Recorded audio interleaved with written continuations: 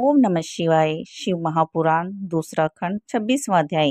इतनी कथा सुनकर सूत जी ने कहा, हे सौनक आदि ऋषियों, इस वृत्तांत को सुनकर नारद जी ब्रह्मा जी से बोले, हे पिता, जिन महाभयंकर युद्धपतियों को साथ लेकर वीरभद्र दक्ष यज्ञ विध्वंस करने के निर्मित गए, आप मुझे उनका नाम सुनाने की कृपा करें तथा यह भी बताएं कि उन्होंने यज्ञशाला में जाकर क्या क्या कार्य किए और किन किन को किस प्रकार दंड दिया। मुझे यह बड़ा आश्चर्य है कि एक ओर तो शिव जी की ऐसी बलवान आज्ञा थी और विष्णु जी दक्ष के सहायक थे। अतः आप मुझे यह बताएं कि विष्णु ने दक्ष की सहायता तथा की या नहीं। कुछ समझ में नहीं आता कि शिव जी और विष्णु के चरित्र कैसे होते हैं। मैंने भगवान शिव तथा विष्णु के किसी युद्ध का वृत्तांत नहीं सुना, परंतु इस कथा में वह सब सामग्री उपस्थित है। यह सुनकर ब्रह्मा जी ने कहा, हे पुत्र, भगवान सदाशिव पर ब्रह्मा है, अन्य सब देवता तथा प्राणी उनके सेवक हैं। वे शिव जी अपनी इच्छा के अनुसार प्रत्येक कार्य करते हैं। हम अर्थात ब्रह्मा, विष्णु तथा हर तीनों उन्हीं के स्वरूप हैं। अरस्तु, तुम इस संबंध में कोई संदेह मत करो। वीरभद्र के साथ जो सेना गई थी उनके सेनापतियों तथा विस्तार का वृत्तांत सुनो। संकरण के साथ 1 करोड़, कयेक राक्षस के साथ 1 करोड़, विकृत के साथ 8 करोड़, मारियाक के साथ 9 करोड़, सुमंथन के साथ 6 करोड़, जालक के साथ 12 करोड़, आवेश के साथ भी 8 करोड़ वीरों की सेना थी।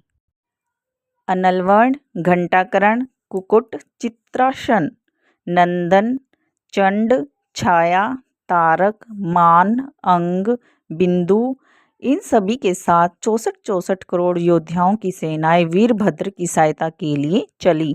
इसके अतिरिक्त करोड़ों वीरों की सेनाएं वीरभद्र के साथ चली। हे नारद, रवि मरिया नामक सेनापति अत्यंत क्रोध में भरकर अपने साथ 1 करोड़ वीरों को लेकर वीरभद्र के साथ चला। इसके अतिरिक्त कोकिल, अमोद, इन 2 यूथपों को साथ लेकर 1-1 करोड़ योद्धा थे। नील नामक महाबली यूथप के साथ 9 करोड़ वीर थे और पूर्णभद्र की सेना में भी इतने योद्धा थे। क्षेत्रपाल के साथ इतने सेना थी कि जिसकी संख्या का वर्णन नहीं किया जा सकता। इन सेनापतियों के अधिपति भैरव अपार सेना लेकर चले। उस असंख्य सेना के चलते समय दसों दिशाओं में भारी हाहाकार मचा। हे नारद, इन सब के साथ ही भगवती महाकाली अपने 9 स्वरूपों के साथ नाचती कूदती हुई चली।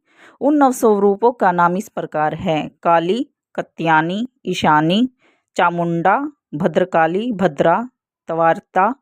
इनके साथ शाकुनी, डाकिनी, भूत प्रेत आदि 64 योगिनी के समूह भी चले।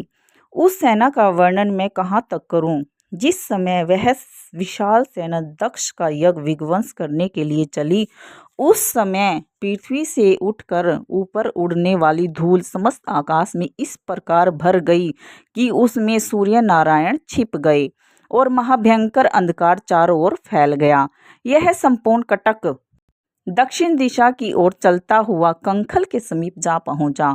उस समय दक्ष के यज्ञ में अनेक प्रकार के अपशगुन होने लगे जो भावी विपत्ति के सूचक थे। अगर वीडियो अच्छी लगी हो तो लाइक करें, सब्सक्राइब करें। धन्यवाद।